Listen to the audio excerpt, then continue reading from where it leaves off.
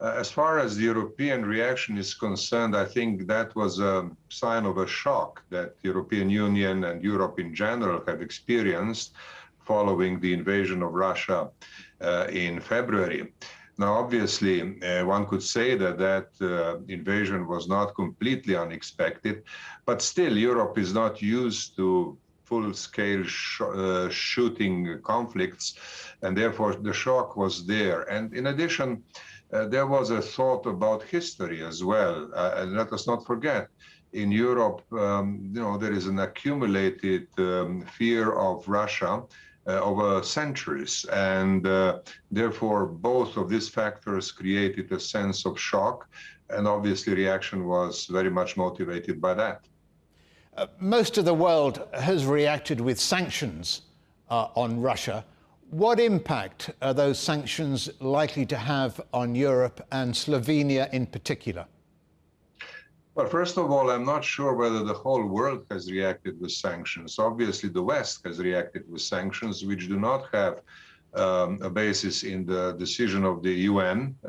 These are sanctions that were imposed by a group of states and not by every state. There are quite important partners of Russia, such as Turkey, India, and others, and of course China above all, who did not join sanctions. So we have to know that.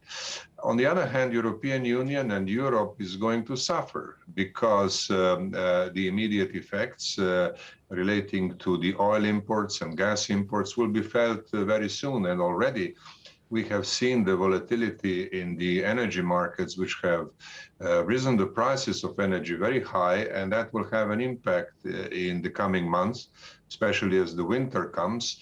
And then I'm sure the question of social cohesion will also become much more serious in Europe, because let us not forget, there are a number of people in Europe who do not have a strong economic base for handling such a situation. People who live from one day to another, they are not very visibly poor, but still they are in a very vulnerable situation, and that is likely to have an impact in the coming months. Impact in what way?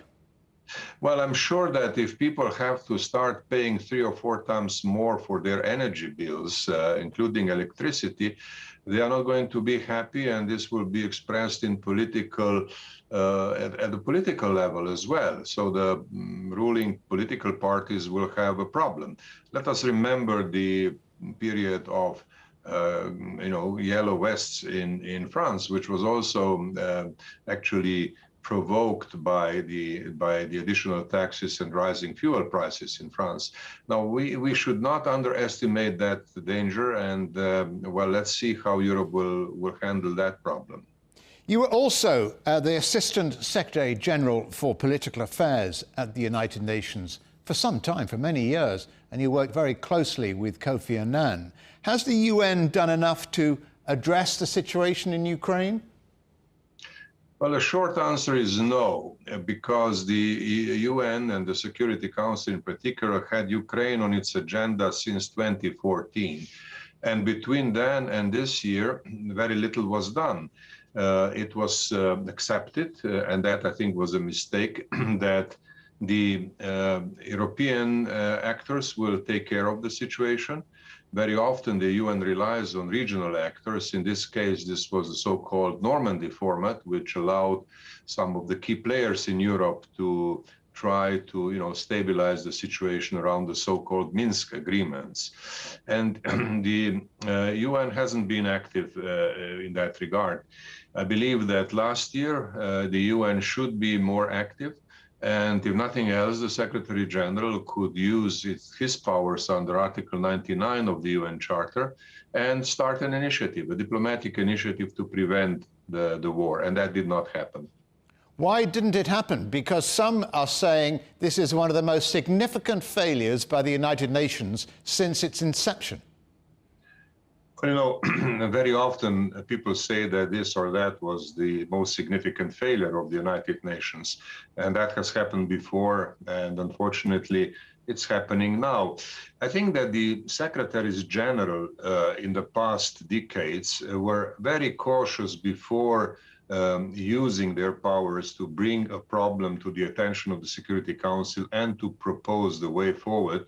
Mostly because, first of all, they had to be careful not to propose something that would not be accepted, and that would then undermine the authority of the Secretary General.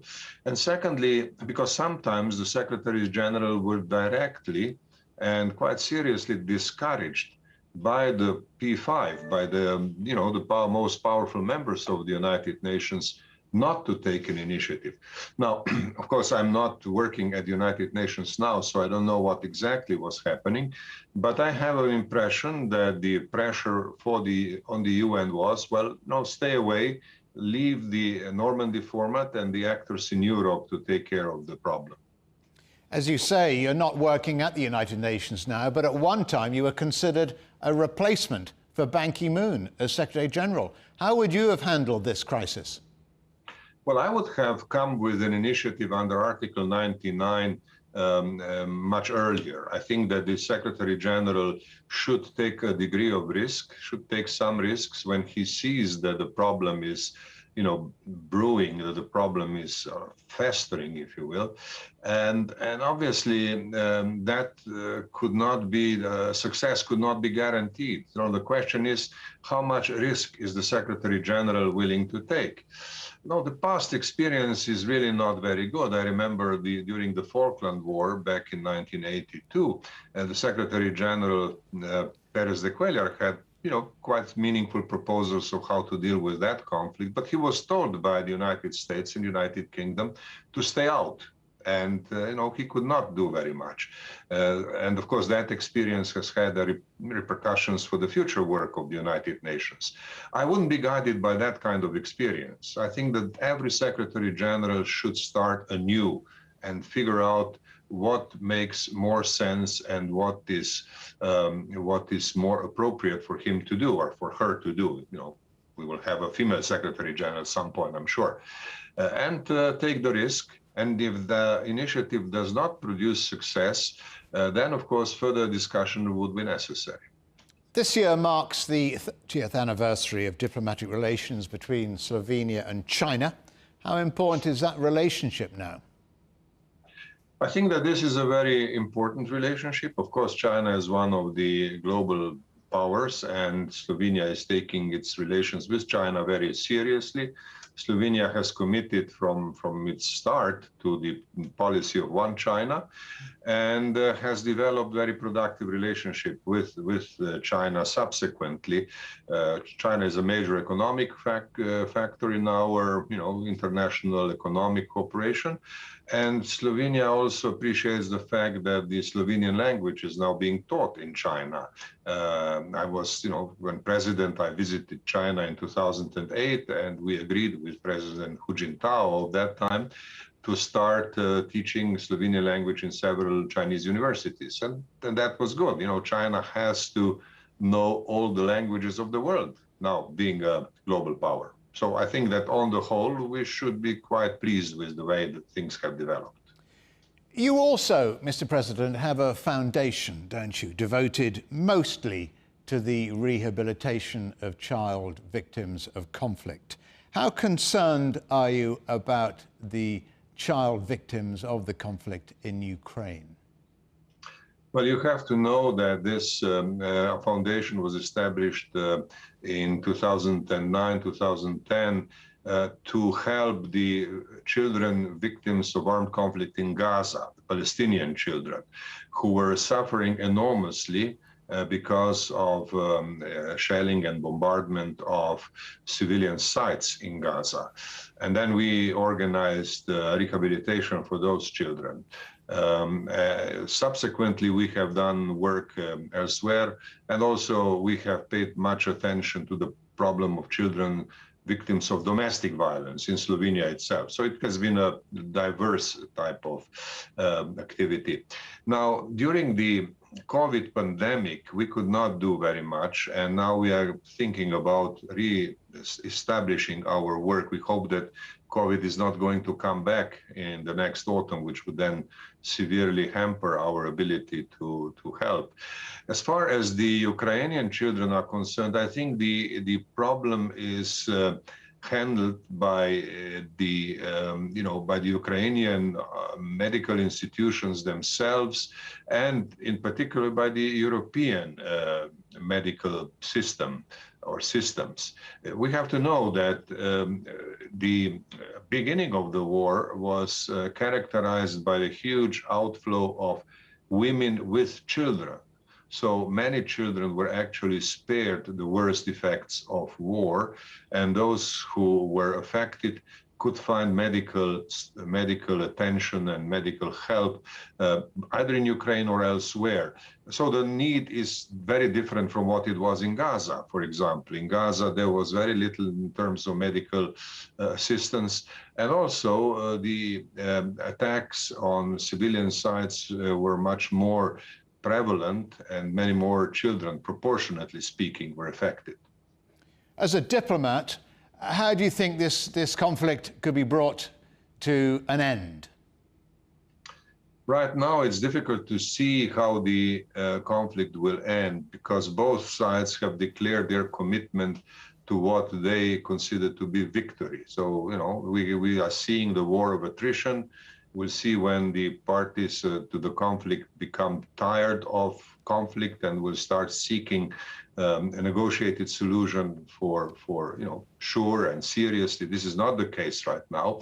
But I think the proposals that have been made so far are useful. I would like to emphasize in particular the proposal which was made early in the conflict on 7 March by the Chinese Foreign Minister Wang Yi, who gave a kind of a very comprehensive formula for dealing with the conflict, not only ceasefire, but also reviewing the security architecture of Europe. And I think that continues to be valid, and was in some ways expressed again by the most recent Italian proposal, which also deals with ceasefire, stopping the conflict, and then negotiations which would need to include the European security architecture. So we are seeing initiatives coming, and they are good, they are important, they are necessary, but they cannot produce success as yet.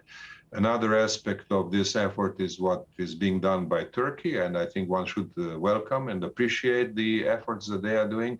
And all these efforts should at some point merge. I think it would be useful to put together an international group, perhaps a group of friends of the UN Secretary General, who could then, when time comes, produce proposals that can lead to not only ending of the war, but also to figuring out how to solve the political problems as well.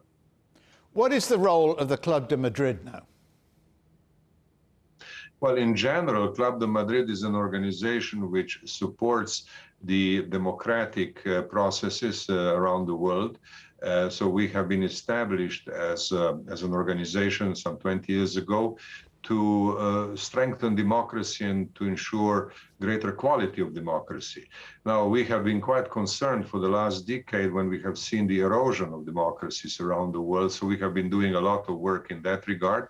And more recently, we have paid particular attention to the multilateral cooperation. So we have a program for strengthening of multilateralism. We are trying to help the multilateral institutions. The UN Secretary General, Antonio Guterres, invited me as president of Club de Madrid into his advisory board on effective multilateralism. We are having our first meetings now.